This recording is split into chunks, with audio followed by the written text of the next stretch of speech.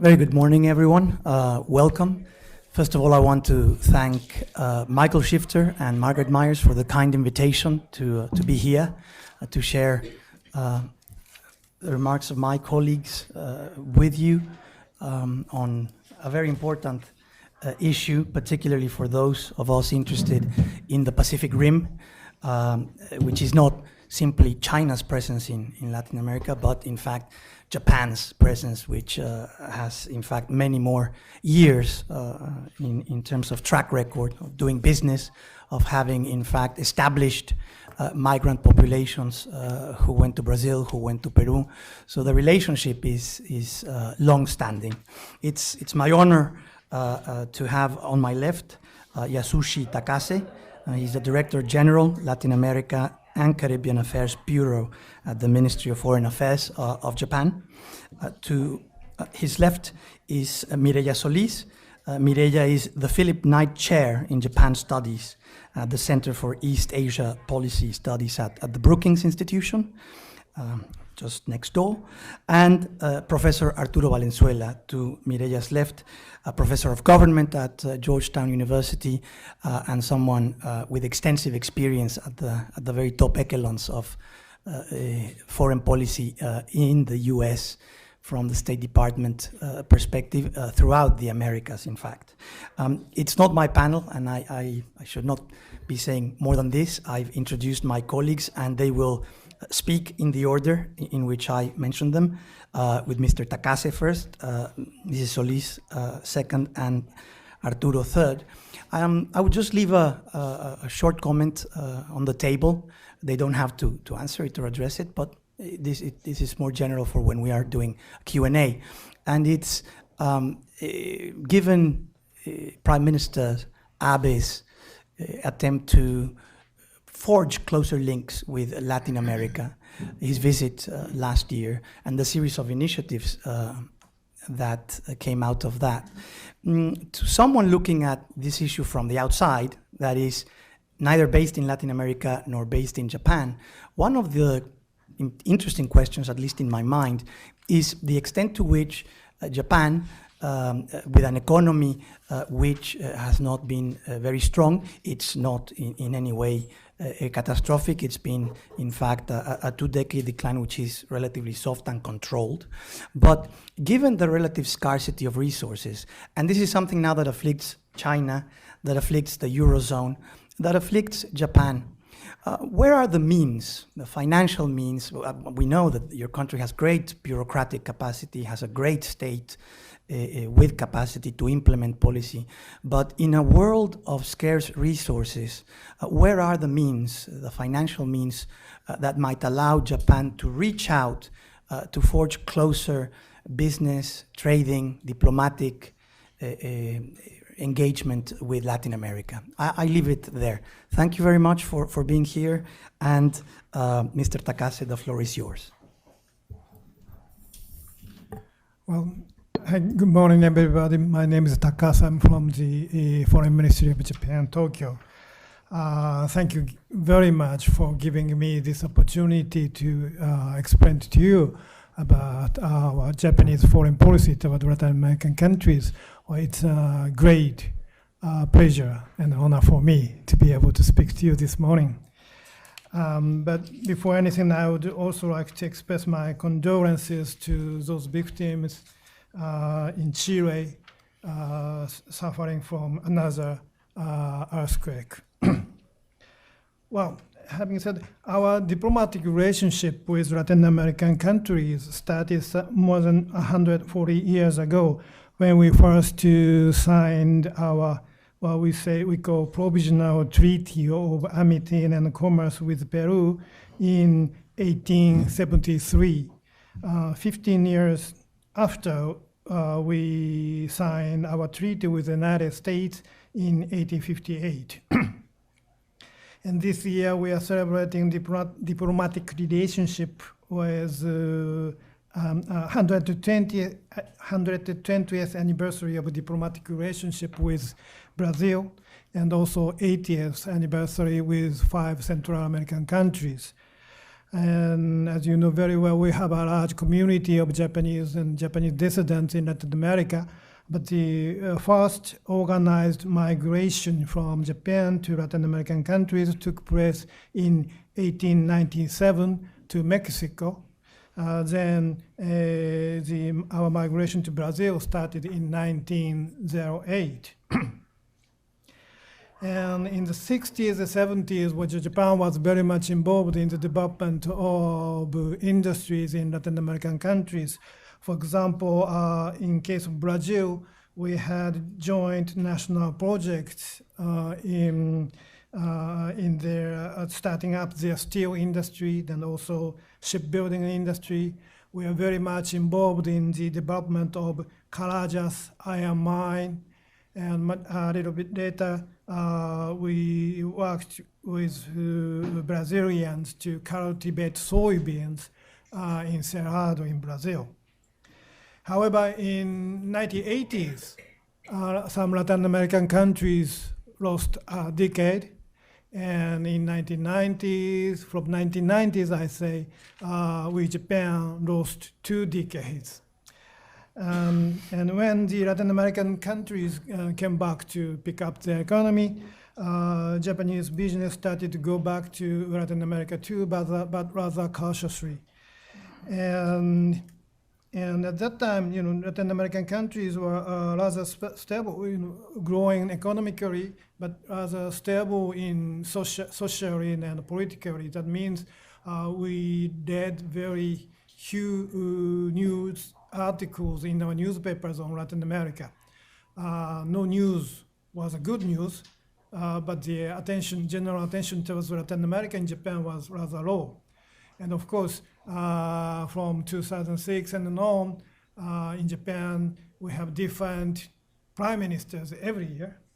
And the prime minister didn't have enough time to pay enough attention to Latin American countries. And therefore, a few years back, we tried to, again, raise the attention of Japanese people toward Latin American countries, the attention that the Latin American country deserved to receive. And that kind of effort culminated into the visit of Prime Minister Abe last year to 5 Latin American countries. And his visit itself, again, raised the attention of Japanese people toward Latin American countries. And now, before explaining our diplomatic policy towards Latin America, first I would like to show you how we see Latin America, our views on Latin America. Of course, from 3 aspects. First is it's an economic potential. You know very well, it's an emerging market with 600 million people, $6 trillion GDP. We compare, to explain to those Japanese, we compare with ASEAN. It is much easier for the Japanese to capture the idea. And we said the ASEAN's GDP is 2.4 trillion or something. And we said that Brazil alone has 2 trillion GDP. And also, in the case of Pacific Alliance, Mexico, Peru, Colombia, Chile together, they also have $2 trillion GDP. So we say that we have more than 2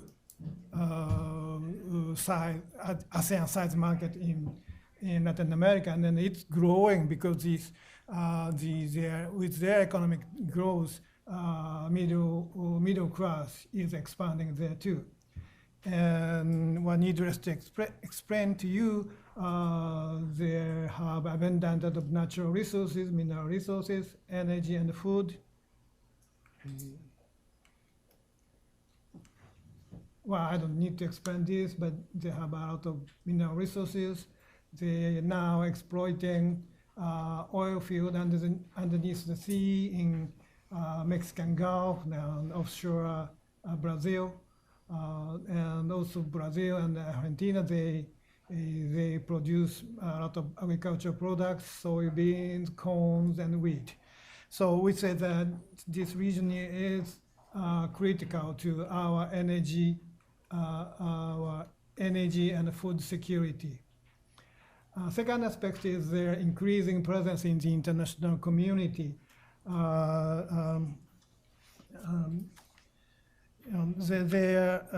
Those 33 countries represent approximately 80% of the United Nations member states, and their voices are becoming bigger and bigger.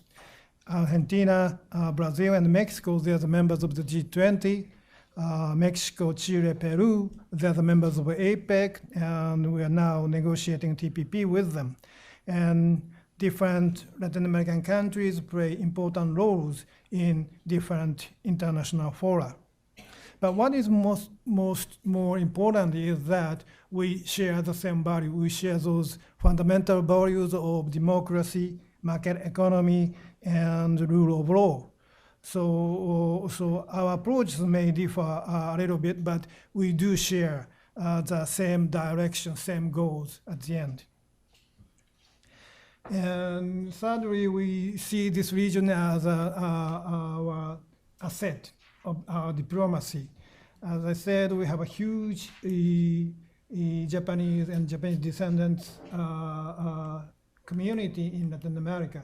Well, it's very difficult to say how many Japanese descendants we have all over the world, but let's say we say that we have more than 3.2 million so-called Nikkeis all over the world, and more than half of them are in Latin America, 1.8 million.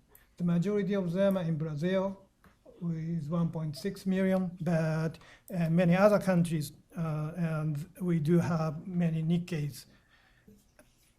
And those first two immigrants to Latin American countries, they had very difficult times there, but they are very hard workers, and they're very honest, and they obtained good reputations from the people there. For example, in case of Brazil, Brazilians say that Japanese are guaranteed. And those good reputations to those Nikkeis or Japanese dissidents were turned into the good feeling toward the country of Japan. And also those Japanese dissidents or Nikkeis, they are important source of diffusing Japanese cultures among Latin American people. The problem is that those, especially the first two generations are getting old, and now we have third and fourth generations, but they don't speak Japanese. They never visit the Japan. So our mission now is how to keep ties with them. Now I would like to share a little bit our economic relationship with Latin American countries. Japan is the Asia's largest investor to Latin American countries. We are the fourth in the world after United States and a couple of European countries.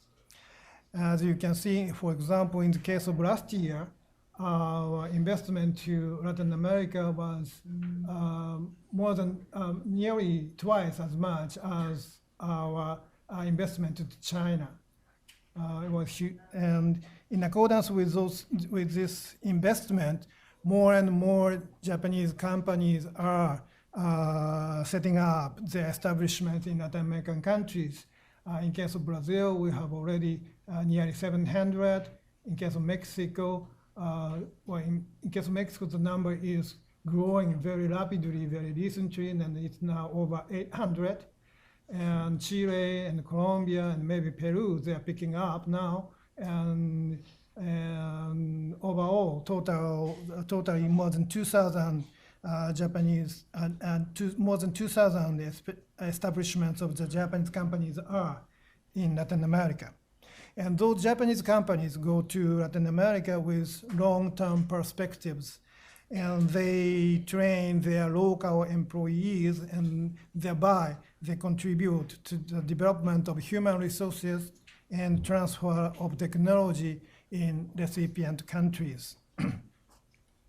Well, on your right above, you see the development of our trade between Japan and Latin American countries. Well, it is increasing. However, I understand the share of our trade in overall trade of the Latin American countries is rather low.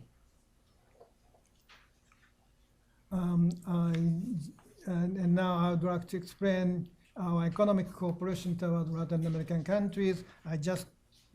Today I would like to touch on a few things that we do extend our cooperation with our expertise and technology, and as I said, we collaborated with Latin American countries in industrial infrastructure building. And as I said, in case of Brazil, we cooperated with Brazilians to cultivate soybeans in barren land called Cerrado. And now Brazil is the one of the top producer of soybeans in the world. In case of Chile, now here you can enjoy Chilean salmon, but this is again the result of the cooperation between Japanese and Chileans. And in case of Mexico, as I said, more and more Japanese companies are making establishment there, especially the automobile industries are there. But there we are collaborating with the Mexicans to foster their local supporting industries, their local suppliers. So these are some of the examples that we are doing in our cooperation towards Latin American countries.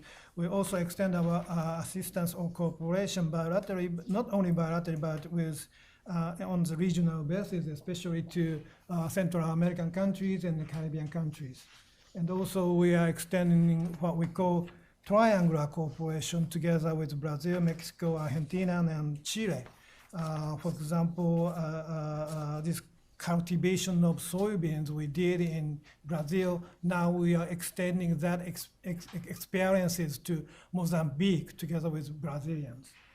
And what Chile and Japan, we share this experience of earthquake and tsunami, and together with those Chileans, we are now extending our expertise to Central American countries for their disaster prevention and disaster risk control.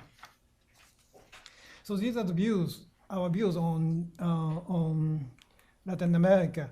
And based on those views, last year when our Prime Minister visited 5 countries in Latin America and the Caribbean, he announced what we call 3 guiding principles towards Latin American countries.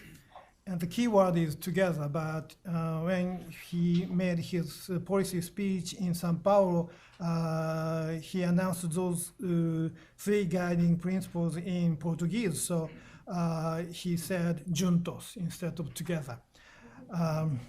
The first of those guiding principles is to progress together. That means we will strengthen our economic relationship and we will enhance our economy each other. Now Japan is trying to get out of our stagflation, and what we would like to utilize, make use of that economic potential I explained before of the Latin American countries. And vice versa, Japan can extend our cooperation, especially in human resource development and technology transfer, so that their economy continue to develop. Second guiding principle is lead together. This means Japan and Latin American and Caribbeans, we work together to resolve common global challenges, and we'll lead together the international community. And for that purpose, we do see the need to have more meetings between or among our leaders and the leaders of Latin American countries. Yes. The third one is inspire together. This means that we will strengthen our personal and cultural exchanges, and we inspire each other for the better future. So these are 3 guiding principles Well, before finishing, just let me give you some concrete examples of what we are doing in Latin America now to, in accordance with those three guiding principles. In case of Mexico, I already explained there are more and more Japanese companies, especially in automobile sector, and there we are trying to assist to foster local supporting industries. In case of Pacific countries, Pacific Alliance is one of our priorities in Latin America. We already have economic partnership agreement with Mexico, Peru, and Chile, and now we are negotiating another one with Colombia. And our bilateral relationship between Mexico and Japan, with Peru and with Chile, and with Colombia, they are all very good. And now we are trying to strengthen our ties with Pacific Alliance as a whole too.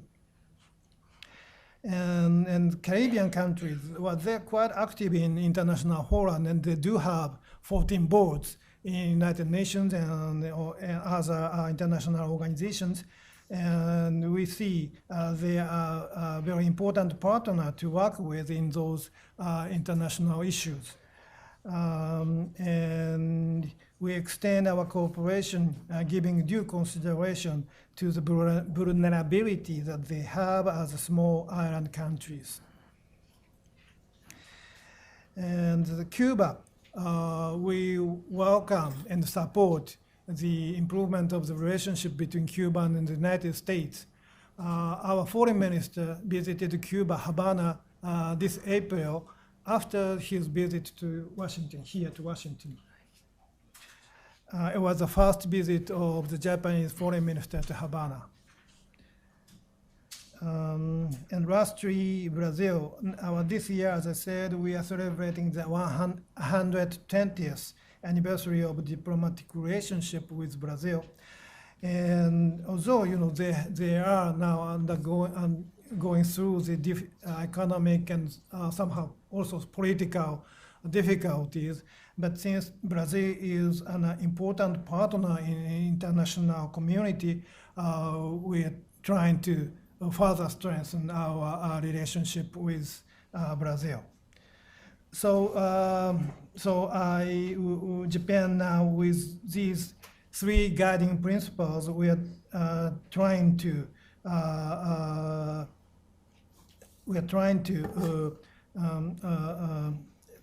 with Latin American countries, we are trying to enhance each other's economy, and we'll together with Latin American countries, we'll lead international communities in to tackle with global issues, and together with Latin American countries, we'll inspire each other for the better future.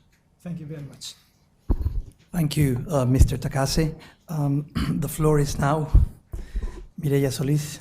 Please, thank you so much. Yes, thank you very much, Francisco. Good morning, everybody. It's a pleasure to be here.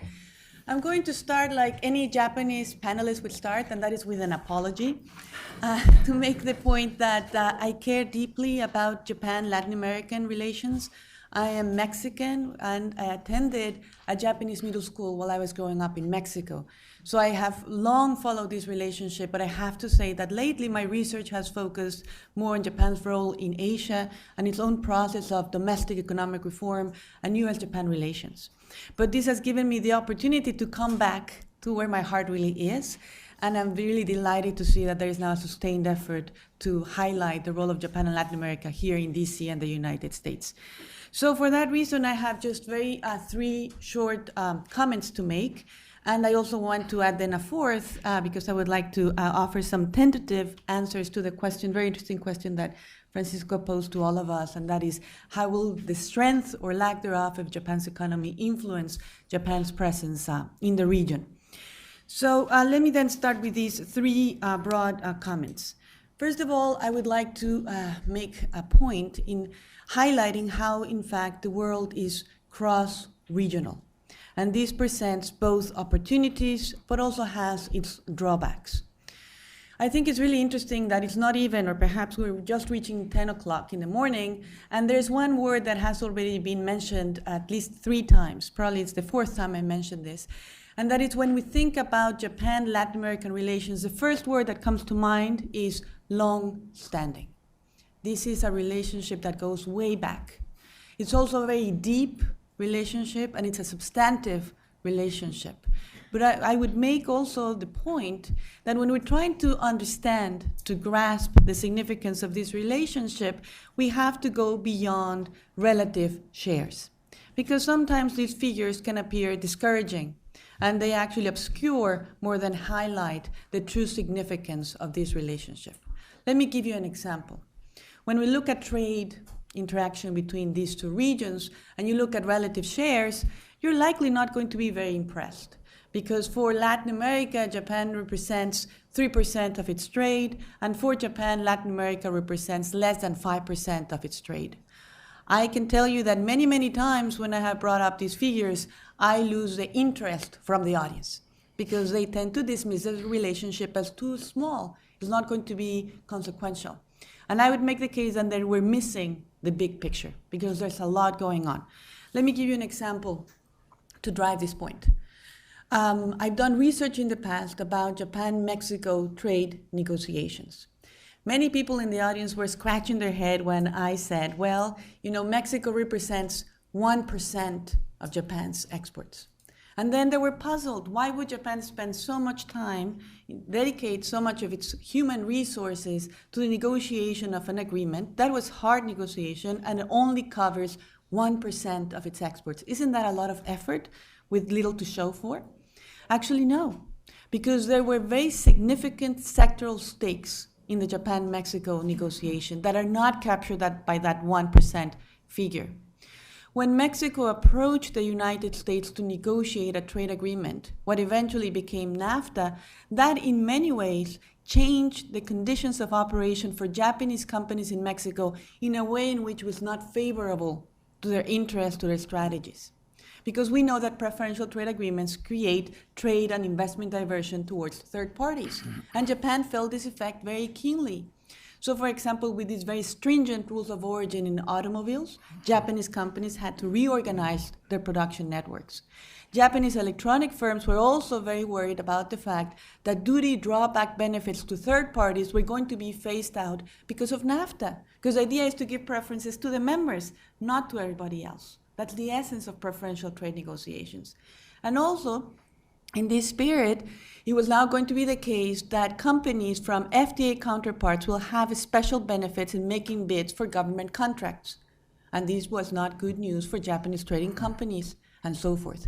And therefore, this galvanized the business community in Japan to request from the government a negotiation of a countervailing trade agreement with Mexico. And in many ways, you can make the case that this actually propelled what is likely to be one of the most important changes in Japan's foreign economic policy of the post-war period, and that is the launch of preferential trade negotiations. Japan, for a very long time, was a hardcore multilateralist. This made a lot of sense because Japan took off because of this participation in GATT system and so forth. But it came the time when the world was turning towards preferential trading, and Japan had a wake-up call with NAFTA. And in many ways, you can make the case that this was the trigger for that larger movement towards preferential trade agreements. And of course, now we are in the middle of these mega regional trade agreements, and nobody in the audience gives me the question of so what anymore as to when I was presenting the Japan-Mexico trade agreement. But it goes further than that. I think it's also important to note that in many ways, Japanese negotiators, for example, learned the ropes to negotiate a preferential trade agreement through their interaction with their Mexican counterparts. Because I would make the case that in many ways, the negotiation with Mexico was the first real FTA negotiation for Japan. Japan inked first an agreement with Singapore. This was important because it was a nation country, but it was not a very tough negotiation in the sense that Singapore, as you all know, is largely a duty-free country with no agricultural sector to speak of. It was the negotiation with Mexico where the domestic battle lines between industry and the agricultural lobby were first drawn. And there was also a lot of interaction, for example, in terms of how you actually negotiate these agreements, how you negotiate, for example, negative list and things of this nature. And this was a product of the interaction between the Mexican and the Japanese negotiation teams. Now, this is a huge jump, but I would be remiss when trying to highlight the influence that Mexico has had in Japan if I don't go back in history, because it gives us, it's great source of gratification for every Mexican, that actually it was the first time that Japan negotiated an agreement in terms of equality. It was with Mexico. And we know how important it was in the past for Japan to try to overcome the unequal treaties. And actually, Mexico was the first country in Latin America that did so. So there is a lot, actually, that is going on that perhaps people are not aware of, both in the past and in the present. Now, I hope I have established for all of you how important the cross-regional ties are. Now let's go to talk about the limitations and the opportunities that this reality brings to all of us. And I'll start with the harsh news, if we will, with the drawbacks.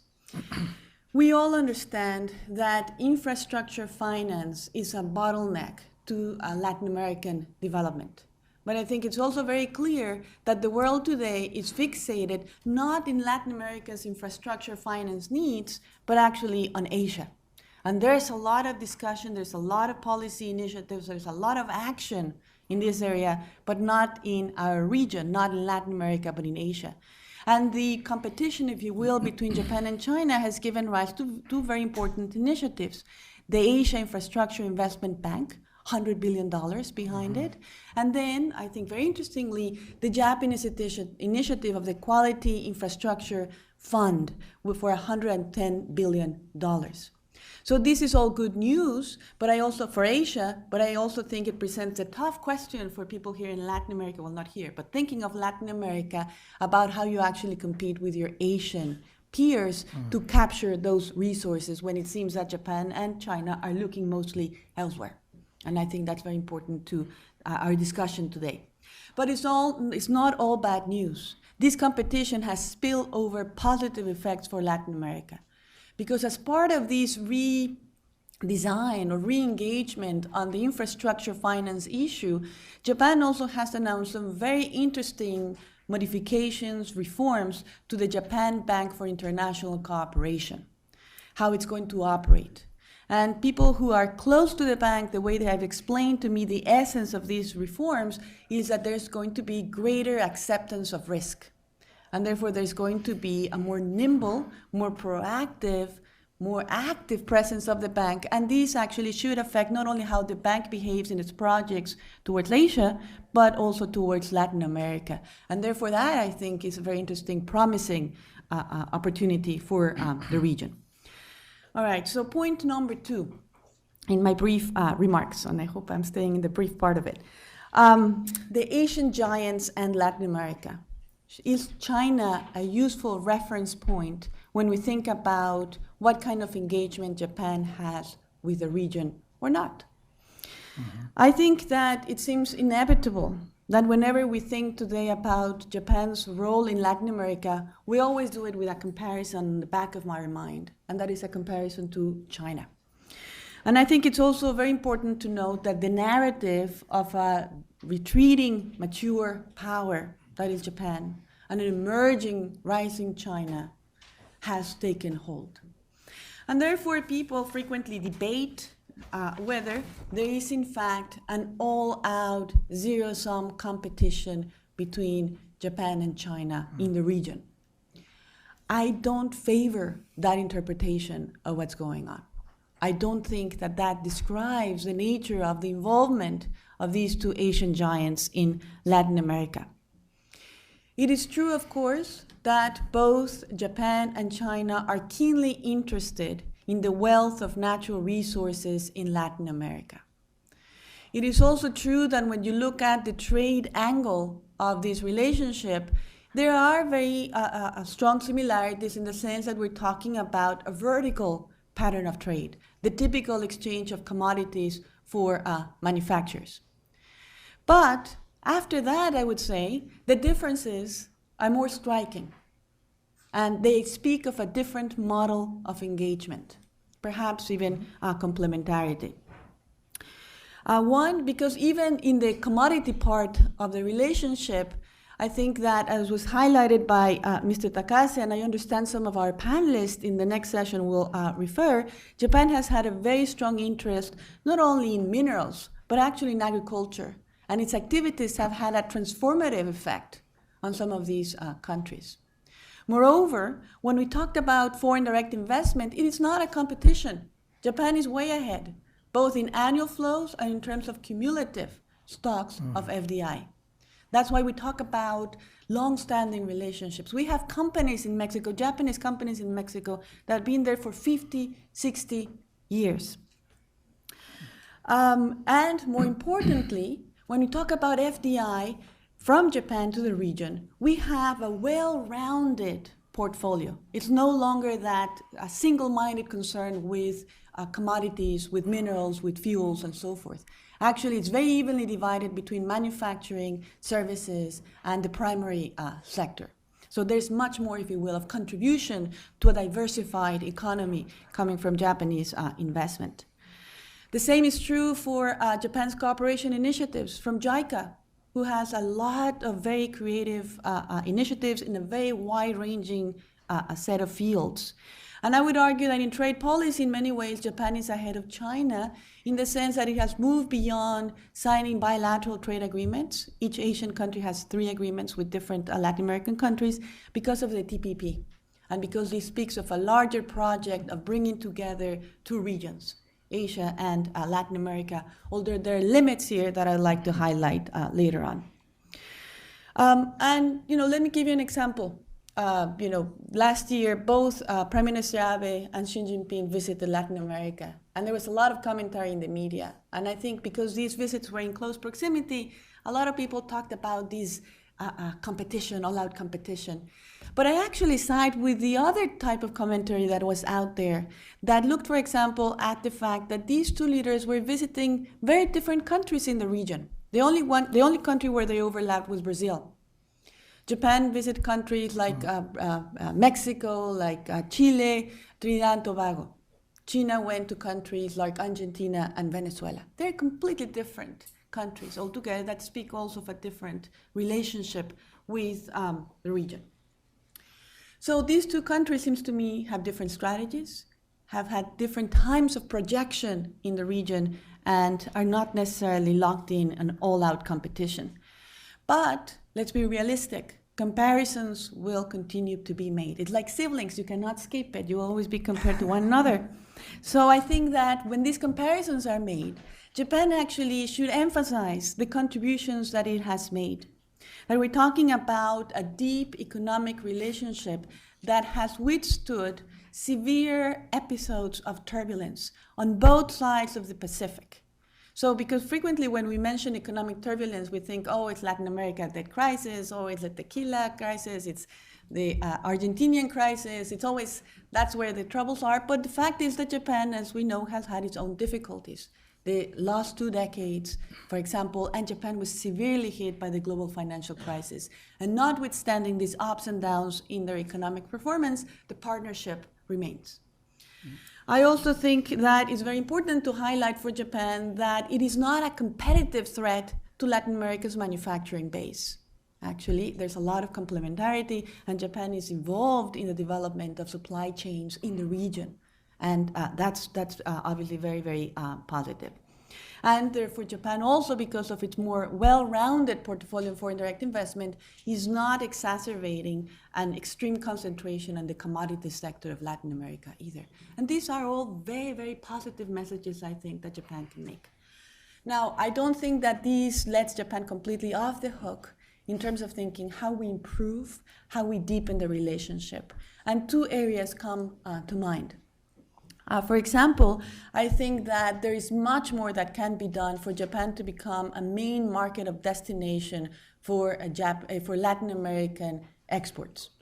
We know that agriculture is a sensitive sector in Japan, but with the TPP negotiations, even though they're not perfect, even though we all know about the 5 sacred commodities that remain off limits, nevertheless, this is a time where Japan seems prepared to go beyond what it has done in any of its other trade negotiations to date. And I think more could be done. so that when Latin American countries think of Japan, they think about the possibilities of sending more of their goods or their products there. And the last point where I also think more could be done, even though there are some initiatives already underway, and that is to increase the value added of Latin America in the supply chains, right? Because when I did research, and I confess this is already dated, but when I did research on Japanese maquiladoras in Mexico, for example, there was indeed a lot of Mexican companies that participated, but they're always in the low value added segment. So I can tell you that any Latin American country is always going to be saying, you're doing more, that's great, but the more, the better. And therefore, the more that Latin America can rise in the supply chain in terms of value added, technological sophistication, domestic linkages, the more this relationship will be very positive for both sides. Now, am I going too long? Because I have one more comment. You have okay. 2-3 more minutes. Medea, you're fine. All right. Now, initiatives for how to take this relationship a step further. I have two, maybe if I am courageous enough, 3 suggestions. One, the Pacific Alliance. The fact that you have this set of Latin American countries that want to integrate further, that believe in an outward model of economic development, and that explicitly think of Asia as the region of the future should be music to Japan's ears, right? Talk about a complementarity. But as I said before, that complementarity does not make for a partnership if there is not further action. And I think that Japan actually is already extremely well placed to take this further and deepen the relationship, because Japan is the only Asian country that will soon have trade agreements with all 4 members of the Pacific Alliance. And this then gives a number of options, puts a number of options on the table. For example, one very pragmatic first step that could be taken would be to think about cumulative rules of origin that would introduce great efficiency in the way in which these bilateral FTAs operate, so that it's more of a sub-regional, if you will, not in geographical terms, but in terms of membership. But there could also be more in terms of how Japan, has initiatives to promote supply chain links in the region. And any kind of functional funding that brings these 4 Latin American countries towards that goal of deeper economic integration, I think would be very, very beneficial. And I think it's time to do so because, as you know, Japan is an observer to the Pacific Alliance. But that doesn't cut it anymore, because actually it's a very crowded field. There are many, many countries that have acquired that observer status, but very few, and certainly no other Asian country that already has FTAs with the 4 members. And therefore, Japan is well poised to make some move of interest here. Second, I was very gratified by the emphasis that Mr. Takase put on the presence of Japanese migrant communities in Latin America. When you have 1.8 million people of Japanese ancestry in the region, that to me opens all kinds of possibilities in terms of thinking of them as a cultural asset and as a platform for the promotion of people-to-people exchanges. But we have to proceed with very realistic expectations. We have probably to think of them as Latin Americans with Japanese heritage. As Mr. Takase mentioned, we're talking about 3rd, 4th generation Japanese in Latin America. And therefore, what I think should be celebrated is the fusion of 2 cultures, but not think of them as Japanese. And I think this is what happened perhaps when some of the Brazilian Japanese went back to Japan, and the expectation was that they would be completely fluent and that they would understand completely well the way in which Japanese society works. And there were a lot of disappointments there. But I think it would be very interesting if you switch the focus and you think about, well, this is how Japanese culture has adapted to a Latin American environment, and there is now a fusion of culture. And the challenge here, and I'm not sure many Japanese would like to take it, is to come try Mexican sushi, for example. And there are many other ways in which you could actually think about this new culture, but also as platforms of people-to-people exchange. And because what you need is people that develop a lifelong interest in promoting this relationship. You need advocates, you need stakeholders. Japan is one of the best-liked countries in the world. 71% of people in Asia Pacific name Japan, have a favorable impression of Japan. But I would argue that is not enough, because you may like what you don't know, what is remote. What is important is for this relationship to go deeper is to deputize 1,000 ambassadors, people who go to a student exchange, people like me that attend a Japanese school, people that come as part of a fellowship. Those people will continue to work in their own separate fields towards the promotion of a deeper and wider relationship. I had a comment on your question, but I think I've extended well enough. So. Thank you so much, Mireya Solís. The floor is now Arturo's. Arturo Valenzuela, please. Thank you. Well, thanks very much. I also have a disclaimer, and that is that I'm not a Japan expert, but I've had some dalliance in U.S. foreign policy, and of course been studying the region for a long period of time, in Latin America, that is.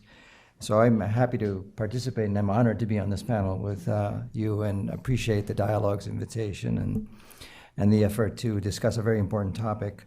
Let me just say at the outset, one of the things that perhaps might be somewhat jarring from our discussion so far is that a lot of people have this sort of perception that things are really going badly in Latin America right now, and that in fact we're facing a severe set of crises. And so what are we talking about, all this sort of glowing kind of discussion of the potentials in the region?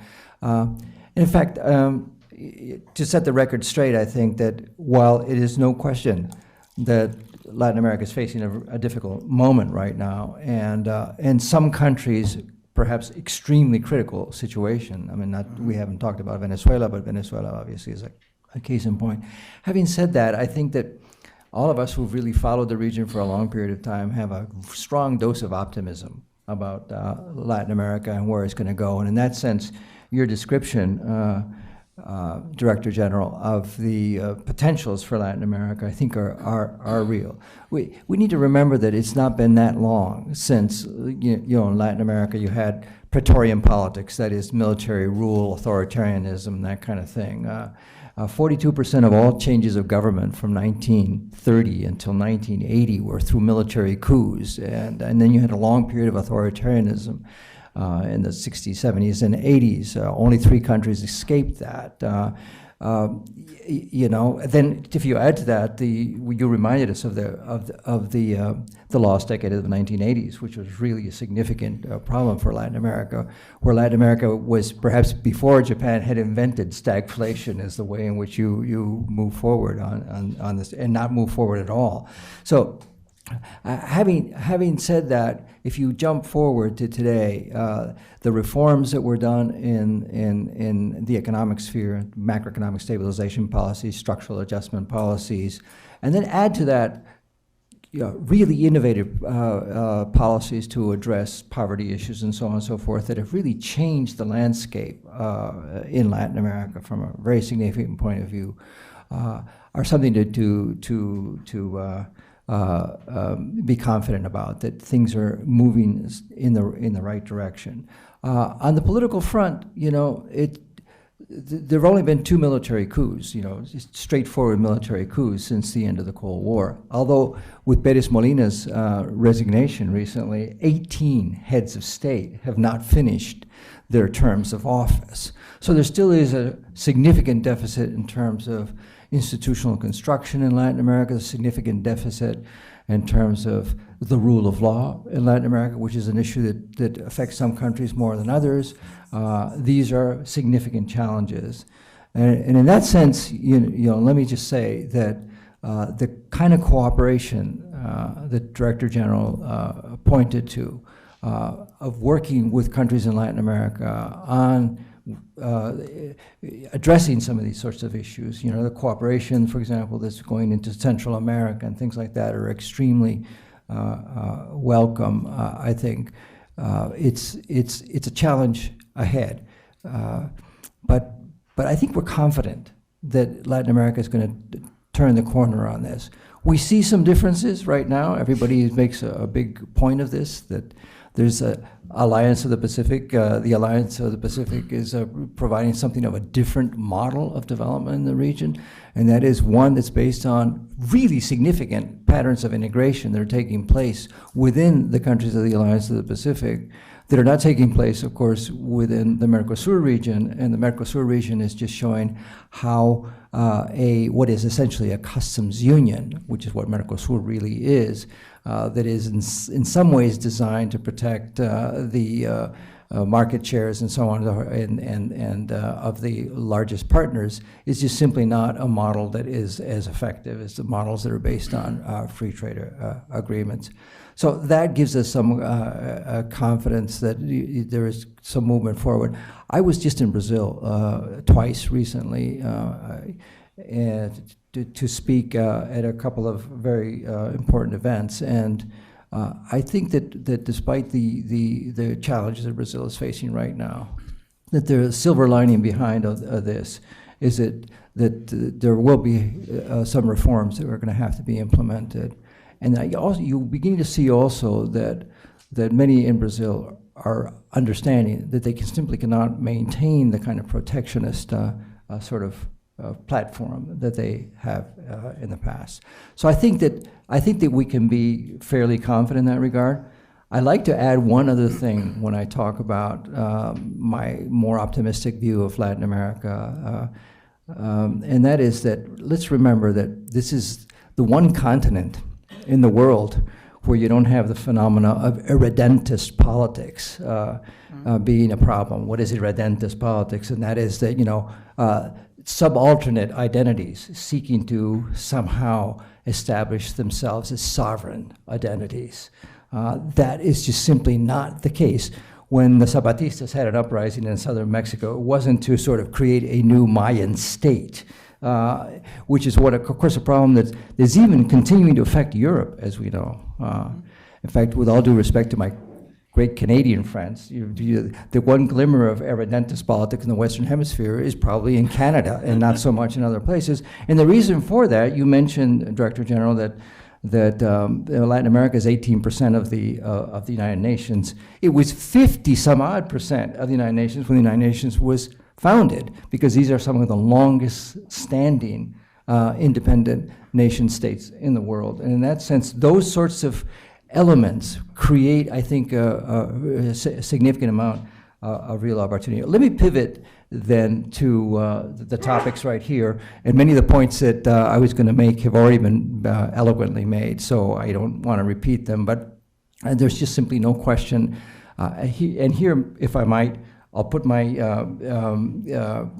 hat on as a former official of the U.S. government, having been involved both in the State Department, the first Clinton administration at the White House, and second Clinton administration, and Assistant Secretary of State in the first Obama administration. When people say, aren't you worried about these Asian countries having more, from the point of view of U.S. national interest, having more presence in Latin America?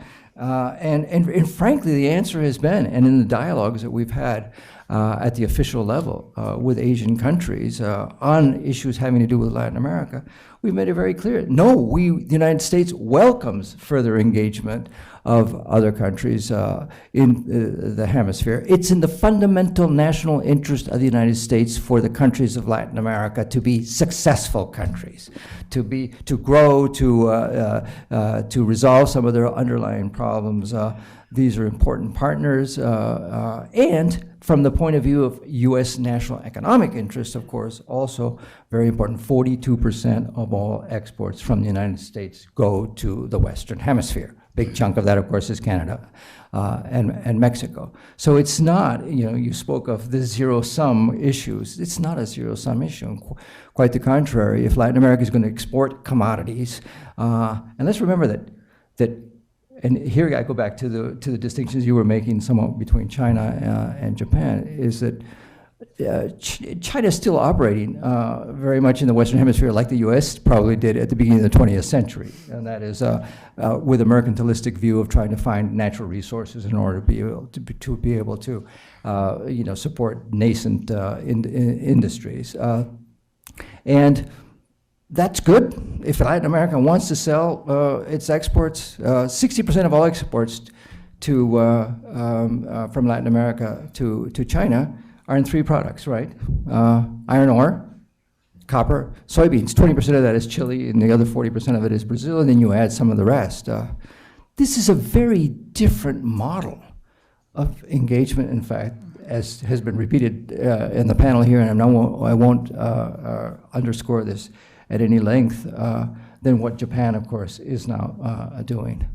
I grew up in Chile, and I remember back when all these wonderful Japanese products began to appear in Chile, you know, the Mitsubishi buses that were just phenomenal, of course, you know, not to speak about Sony and Seiko and or the dudes that had these terrific motorcycles that were made in Japan, et cetera. So, you know, there is that kind of there is that sort of perception of the quality of manufacturing. You're stressing the importance of manufacturing, servicing, and the kind of the production chains that can come out of this new engagement. So now that as Japan moves away from its own sort of difficulties that it had, and I think that the complementarity, the negative complementarity of the lost decade of the 80s and Japan's own situation right now, I think this is an enormous opportunity for greater engagement. And let me just end with this. We do, as Congressman Castro said, we value very much, the United States does, the special relationship that we've had with Japan for a long period of time, the fact that we do have shared values on these sorts of things. I think that I'm one of those who believe that there is an Asian, you know, century, clearly, but that this is not one of those situations where we have a zero-sum game. We need to work on the TPP to make sure that it comes through well. But I certainly celebrate this, and I'm honored again to be a participant on this panel. Thanks very much. Thank you, Arturo Valenzuela. Thank you to all my colleagues. The floor is open now for Q&A, and we've got 36 minutes, so there's quite a lot of time to discuss issues. If I may just simply ask you to raise your hand, identify yourself, and then fire off. Not fire.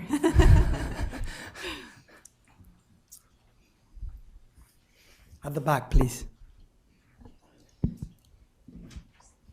Good morning. My name is Jose Miguel Pulido. I work for Mitsui & Co. Thank you very much for your presentations.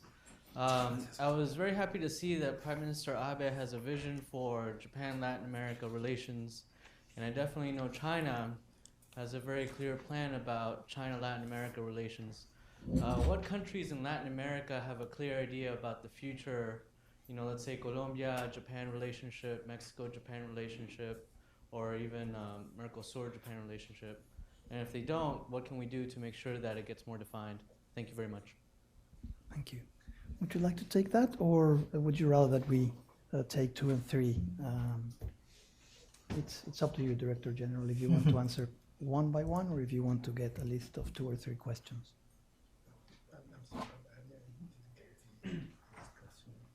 Okay. Mr. Pulido, can you just repeat the specific question so that Director General Takase can... Yes. Basically, I was wondering, have you seen many Latin American countries propose a plan for future Japan-Latin America relations as detailed as Prime Minister Abe or as China? Thank you. Well, I'm not sure if they do have a clear policy orientation towards Japan or not, but we usually say that expectations to Japan is to, again, provide, for example, human resource development, and they have a huge expectation of transfer of technology, especially cutting edge, high tech to those countries. Or recently they asked us to why only the big companies like Mitsubishi goes to Latin America. They sometimes said that they would also like to have small and medium Japanese companies, so that in their countries, they can foster their kind of supply chain within Latin American countries. Can I add to that? Of course, Mireya. I have not seen a country that has, a blueprint of a Japan strategy posted and you go point by point, but there are policies that do indicate that is strategic desire. And I think that the most concrete manifestation of that is the Pacific Alliance or the economic partnership agreements and all these things that have already taken place or are in the works. This is just more towards a recommendation or a wish, perhaps a dream. But if I were to project the question you asked as to how we can have a more sustained Japan-Latin America engagement, one idea I circulated yesterday in the workshop, and that maybe is too courageous or maybe too naive, is to think about some kind of symmetry process between Japan and Latin America. I say this because it's been 10 years, for example, since when President Abe came to the region, it had been 10 years since a Japanese leader came to the region. And, this signals priorities. And it also talks about, it's difficult to have a sustained effort when you don't have some sort of focal point. And when you have some kind of symmetry, it's not just the political leaders, but there's going to be an attendant of functional networks that would get together, that would plan. Japan has a dialogue, for example, with Africa. And I know that Latin America is not Africa, it's a very different region. But what I want to highlight from that is that you have a regular process whereby all the leaders meet with the Japanese leader every 5 years. And this then gives birth to a number of initiatives that have to be followed up. Now, I understand that everybody's busy. I understand that summitries can be talk shops. But I also think it would be important to highlight the commitment to create this ongoing process of thinking through the agenda items, and also would help in the sense that Japan's involvement with the region is very intense with some countries, but it's thin with others. And if you bring the others to the table, maybe they'll start thinking in terms of what is our Japan strategy. Arturo, okay? Another question, please. Yes, the lady back there as well. Thank you so much. My name is Gloria Ospina. I am an independent consultant. I have a PhD in politics and government. So I am not an expert in Japan, of course, but I know a lot about Latin America. And I was kind of wondering, I have two very simple questions. In the presentation said that in 2014, the Prime Minister Shinzo went to Latin America the first time in 10 years, okay? So, and here we have heard that the relationship between Latin America and Japan have been going on for centuries. However, in the last 10 or 12 years, there has not been any Latin America-Japan relationship. So my first question is, why now? And my second, which is a very naive question, why now? And my second question is, what is Japan expecting from Latin America now? When, as Professor Valenzuela mentioned, Latin America is in a stage where China is sitting back. That's the situation with China has anything to do with this renewed interest of Japan in Latin America? Thank you. Thank you so much. I think this round we're going to take two more questions in order that there's enough material for the three panelists to react to. So a couple other questions. The gentleman, please, and then. Thank you. My name is Kotaro Horisaka, and I'm a member of the JALAC, the organization that collaborating today this seminar. My question goes to the Arturo Valenzuela. The worry that we have in the Japanese side is that Latin America is split into two, say western part or Pacific side and east side or Atlantic sides. Because of the alliance, Pacific Alliance is created. And at the same time, the Mercosur is becoming much more protective. So from Japanese side, it looks like that Latin America is split into two. This is worry that our association has too, and because we have to think Latin America as one unit, as you said first, but it's kind of the unification is important. How do you think this kind of observation that we tended to have, Latin America split into two? Thank you very much. The gentleman, yes, please. Thank you. My name is Rodrigo Chaparro. I have been working supporting some initiatives from the Japanese government in Latin America about the joint credit mechanism. This is an initiative to promote investments in renewable energy and mitigate climate change. So that has been over the last couple of years. And what I have seen is that despite that this is a very good initiative, still the initiative is not taking off in Latin America.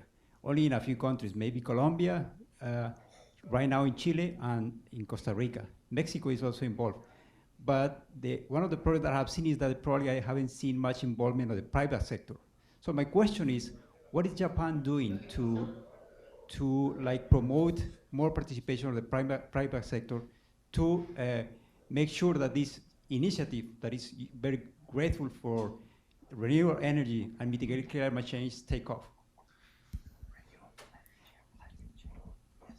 Okay, we'll allow now our panelists to react to these three questions, and then we'll repeat the iteration.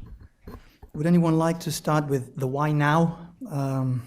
Afterwards, Arturo with the split, is it true?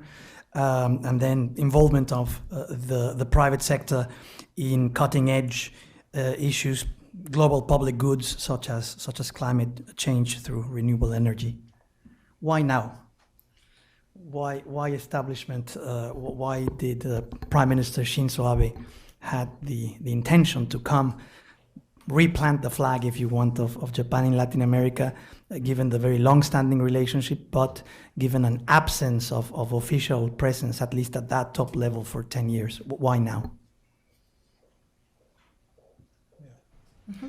Well, first, we said that the Prime Minister's visit was first time in 10 years, but as a bilateral visit. Of course, his former prime ministers like Mr. Koizumi, he visited several times to Latin American countries, but to attend, for example, APEC summit meeting or G20 summit meeting. And when, for example, I accompanied him to G20 summit meeting in Los Cabos, making use of that visit, well, of course, he had a bilateral meeting with other leaders of the Latin American countries, of course, and then during that period, of course, many Latin American presidents visited Japan. So, although it was first time in 10 years of the bilateral visit of a prime minister, but we, of course, continue to have engagement with Latin American countries. And as I said, in case of Japan, the prime minister changed every year, so it was difficult. Every time they change, first they visit United States here, and then China, Korea, and then, but they really didn't have time to come as far as to, or go as far as to Latin American countries. And in case of those participation or private sector in renewable or climate change issues, we are working together with them. However, of course, if you're there to participate, they need to make profit. And well, I'm not sure at this moment if those activities are profitable to those private sector for those private sectors to be involved. But for example, in the case of Chile, as you already mentioned, we established this joint credit mechanism that when those Japanese companies help reduce greenhouse effect gas in Chile, that would count that would count for Japan's effect. So those systems, I do hope, stimulate the involvement of the private sector. Just a few observations. The fact that there was not an explicit official Latin American tour for a Japanese leader for so long, I don't think that means that there was no relationship with the region. And of course, I would like to see that kind of engagement. Therefore, my idea of a Japan-Latin America regular summitry process. But obviously, a lot takes place, even if you don't have the head of state visiting the region. And there are these deep networks of engagement that we talk about, and I think they're going to even be underscored more in the next panel. The operations of JICA, JPIC, Japanese private corporations, and so forth. Now, the second part of that question was, well, what does Japan want from Latin America? And it relates to the timing. And I think that talking to people from the private sector in Japan, it's very clear that Japan needs to look outward because of very significant constraints in the domestic market. And the fact is that demographic change is not playing in Japan's favor, to put it kindly. And therefore, when you think about the markets that are going to be expanding, for the most part, they're going to be overseas. And this also ties in, I think, with this very active policy from the current administration to engage with very different regions in the world. There's this commitment. And as Mr. Takase said, the fact that you have political stability, that you're not changing prime ministers constantly, that also allows for an articulation of a longer-term vision. So, Japan already has one of the highest foreign production ratios in the world. That is, that Japanese companies produce a lot abroad, and chances are this is going to be accentuated even more because the chances of the internal market to grow very actively are not very high. We all hope that the Abenomics project succeeds, but it's also true that Japan's high growth area of 10%, that's past a mature economy. We're aiming for a 1-2% rate of growth. It would be very important, I think, for Japan to project a position overseas to arrest this narrative of economic decline. And therefore, we do hope very much that Abenomics succeed. I would say that the approach is wise in the sense of thinking about a multidimensional take on how you carry out economic transformation. The fact is that you cannot change the rules of the game in a climate of austerity, and therefore the need to stimulate the economy. But Abenomics sails or sinks based on the structural reform agenda. And that has been slow moving, if I may say so. So I think that Japan has ample resources from its corporate sector. Japan has flexed its muscle in terms of having an active diplomacy and the initiatives, for example, to revise the ODA charter that will allow many Latin American countries now to qualify for overseas assistance. The changes I mentioned before for the JPIC. These all augurs, guarantees a strong presence overseas, but it's clearly true that Japan also must give utmost priority to its own domestic transformation process. Thank you. Arturo. Sure, I'm happy to take Kotaro Horisaka's question. Kotaro, it's always good to see you. And what you're absolutely right. I think it's not only Japan that's concerned about what this difference that's taking place in Latin America between what you might call the Pacific and the Atlantic.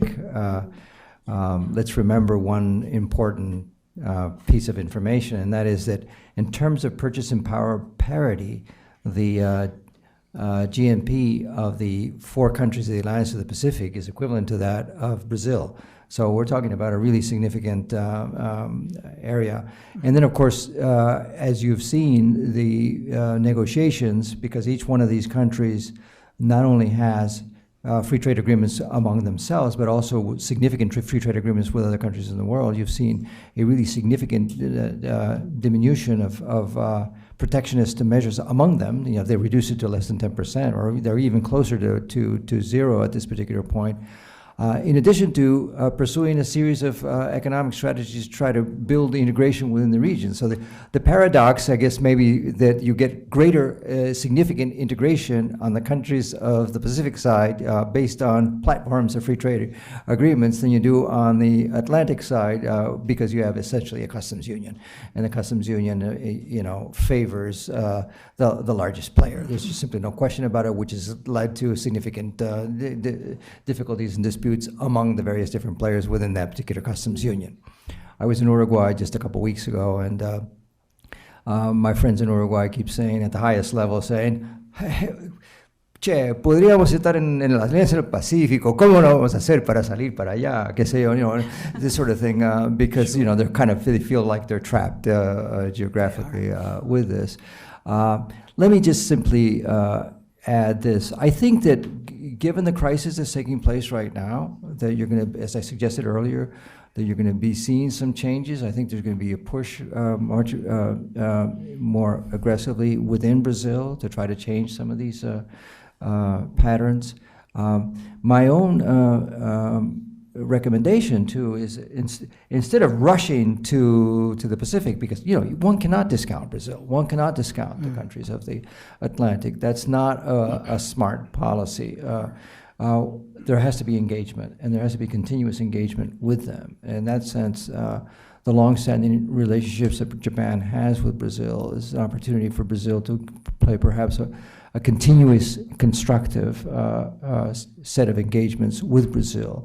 It's in nobody's interest, it's certainly not the interest of the United States, to sort of say, oh, well, look, there's some, this Manichaean view of the world. The good guys are sort of on the Pacific now, and the bad guys are now. And that's just simply not the way in which, we need to approach fundamental national interests. And fundamental national interests suggest that you need to have a successful, vibrant Latin America with greater patterns of integration among them, and this is where things like paying more attention to making sure that TPP moves forward, but also there is some kind of opportunity for others to eventually engage with this. So I'll just leave it at that, Kotaro.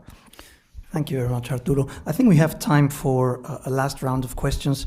If you don't mind my asking the first one, but of course afterwards we can have two or three. To complicate a bit matters more, or maybe make them a bit more fun, following Mr. Kotaro's idea of a region split in the middle between East and West, I was thinking more about a North and South. From the perspective, to what extent, the question would be, does Japan, and thinking here in terms of the China-Latin America relationship, which, as Mireya reminded us, almost inevitably, when we think about other players, Japan, South Korea, because of the very strong engagement that China has shown for the last 10, 11, 12 years in the region, the comparison is almost thrown into our noses. So when I think about China and Latin America, you see two very different subregions.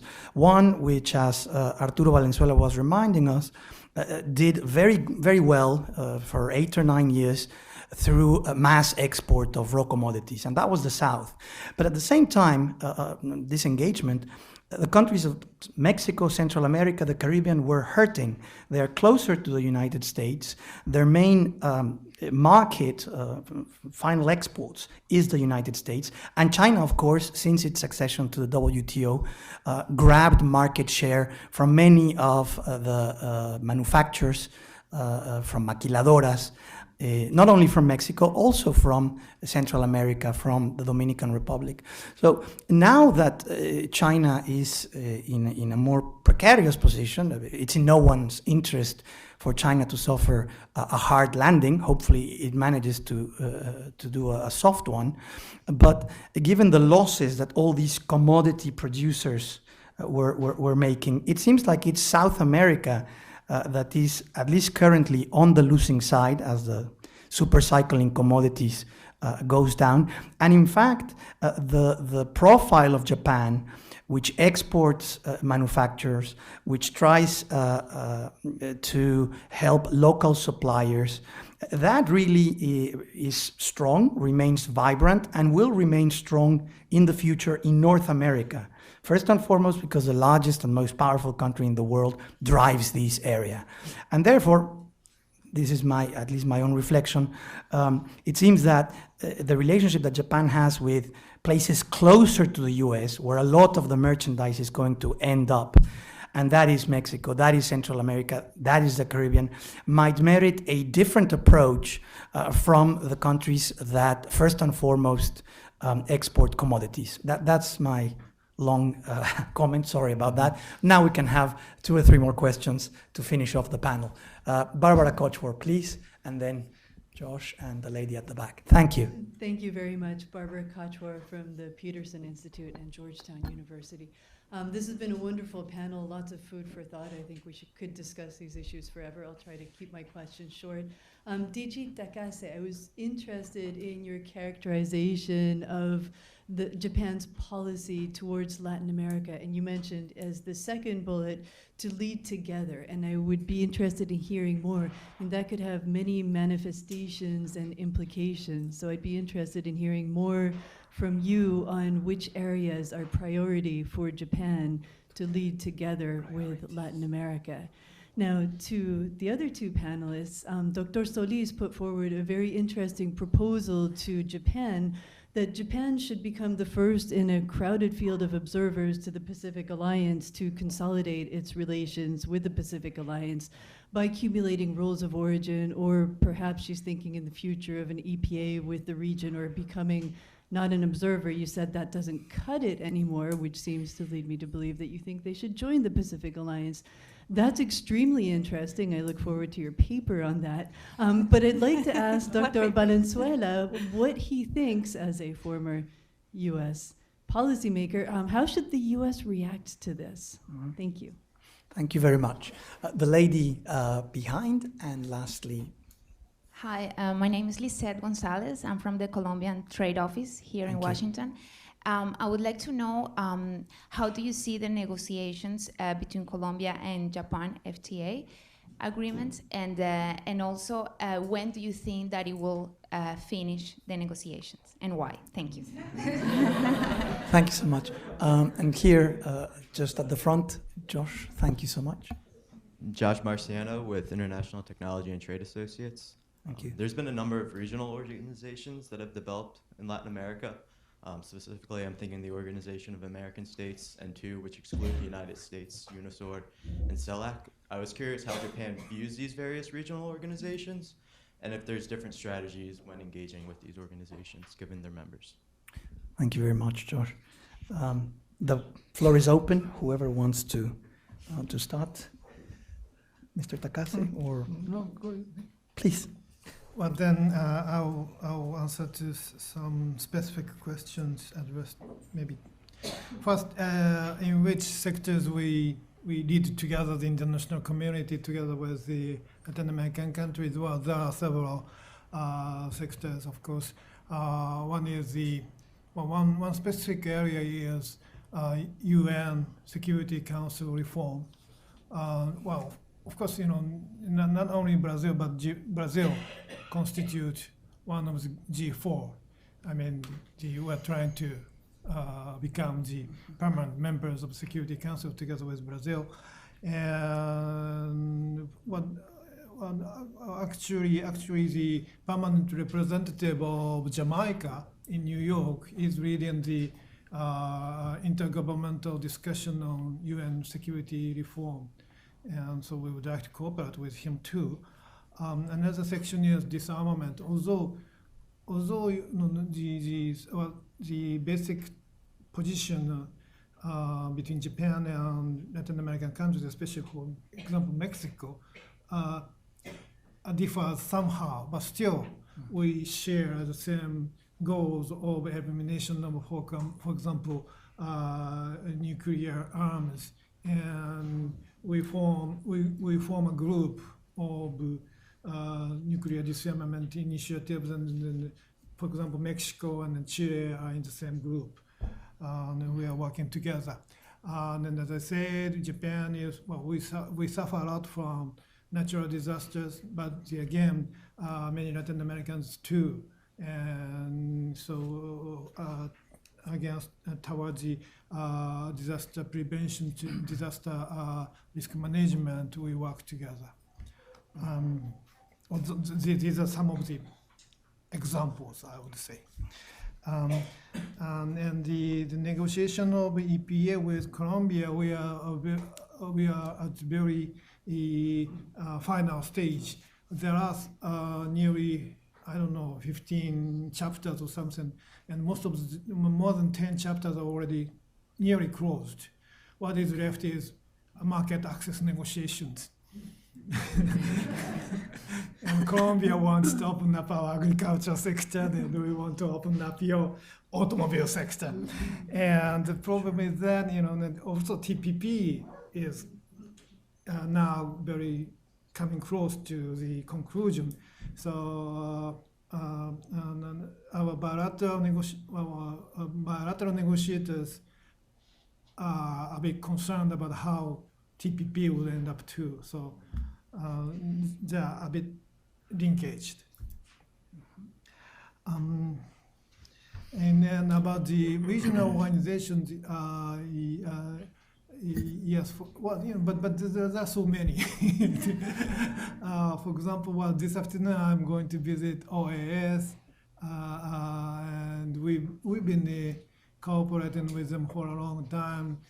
We sent an electoral observer to recent elections in Guatemala via OAS. And as I said, for example, in the sub-regional ones like CARICOM, we do have regular meetings with CARICOM at my level, and also with Central American countries, SICA. We do have regular meetings. Yes, we do have a lot of those meetings. For example, with Mercosur, we have dialogue to improve our economic relationship between Japan and Mercosur, and so on and so forth. So we are trying to utilize those regional mechanisms too. Thank you very much. Arturo? Sure. Well, look, in terms of your own question, I'm not sure that we should pivot because of the problem with the commodities exports now to a simple sort of north-south kind of view, because it really does depend on what the commodities were that you were exporting and the impact that might have on your country. So, for example, a country like Chile, is in trouble because of the decline in the copper exports. But on the other hand, they're really benefiting from the fact that low prices of petroleum, provide them with so in some ways, maybe the proper distinction really is the petroleum exporting countries versus some of the others, and what the implications that has on them, and of course the nature of the economies themselves of the countries, how vertically and horizontally integrated they are, and so on and so forth. So I just know I'm a international advisor to a law firm here in Washington, Covington, and Berlin, which is a global law firm, and I just know that their international companies are really, really focusing right now on the Alliance of the Pacific countries right now, despite the fact that there may be some downturns, in the economic performance of countries because of the export of crops. Let me move on to Barbara's question. Very simply, I don't think that there would be a problem whatsoever, from the point of view of the United States for, the Alliance of the Pacific to have more of an engagement with Japan, or maybe even observer status. Quite the contrary. I mean, I pivot back to the same view. If we can sort of move forward to try to create the kind of architecture that we need for international trade and for the benefits to everybody, in that sense, the TPP issue, which does involve the participation of several Latin American countries as well in terms of market access to eliminate tariffs and various other kinds of regulatory sort of changes that help give more coherence and efficiency to trade, and then things like intellectual property protections and various other things like that are something that we should welcome. And then finally, my comment on look, Latin America's always had tons of different kinds of associations. You know, you just take the Andean area, you know, el Pacto Andino, la Comunidad Andina de Naciones, et cetera, et cetera, et cetera, et cetera, et cetera. You know, and then you go back to more informal organizations like the Grupo de Rio that played a really important time. There is one significant difference, however, that everybody should be aware of. The only regional organization that was created by treaty and is in fact part of the United Nations mechanism, because it was in fact one of the the precursors, in a sense, to the regional organizations of the United Nations, is the Organization of American States. And in that sense, it is differentiated significantly from the other more informal kind of organizations that have been grown up either that have arisen either for trade reasons or today perhaps for more political reasons. There are too many of them, I suspect. I remember asking President Pastrana once when he was president, and we were doing Plan Colombia when I was at the White House at the time, and I said, you know, your father, Misael Pastrana, who was president of Colombia, you know, did he travel much outside of the... He left Colombia twice. He was never on the phone with all of his other, or what's up with other heads of state or whatever, you know. You know, that's why you had minister plenipotentiaries, you know, who would report back maybe 2 weeks later or something like that. But this sort of instant sort of moving around of heads of state going from one meeting to another has, I think, damaged diplomacy, damaged the role of foreign ministries, and so on and so forth. It may not be the best way to handle international relations.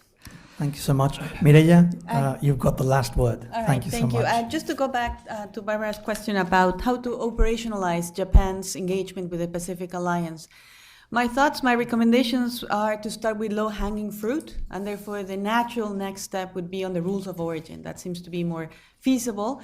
Accession into the Pacific Alliance would be further down the road, in large part because Japan and many other countries have a lot to chew and digest, and I'm talking about the TPP. And I think they first need to bring that home before they can think about deeper or other negotiations. What this would mean for the United States, the United States also has trade agreements with these countries. I think it could be constructive competition. Because we always think competition means that you're just trying to, you know, marginalize the other and so forth, but actually it could be a spur to action. It could be a desire, therefore, for the United States to use this as another vehicle for further engagement with the region, and why not? So I think it would be helpful.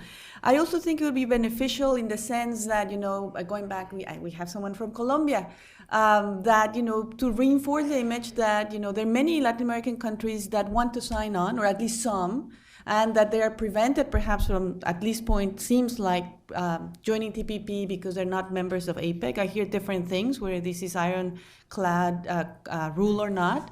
But I think it would send a signal that we should think about the benefits of the TPP in terms of being a trans-regional agreement, in terms of creating an Asia-Pacific identity project. But we shouldn't use APEC as shackles in the sense that prevent countries that have a similar level of ambition to join. Because there are countries in APEC that will never join TPP. So it shouldn't be the deciding factor, but I do think we have to maintain what's true and valuable of that, and that is that we're thinking about linking different regions. That is an Asia-Pacific initiative. Thank you very much. Ladies and gentlemen, please join me in thanking this great panel. We've had a lively and rich discussion. And so the panel is adjourned, and we return to Margaret Myers. Thank you. Thank you, Francisco, and thank you to our excellent panelists. We very much appreciate all of your commentary. It's been a rich conversation already. We're going to move right into the second panel in order to make it in time for lunch. If you need to, there's some additional coffee outside. Just give us about 1 second to transition.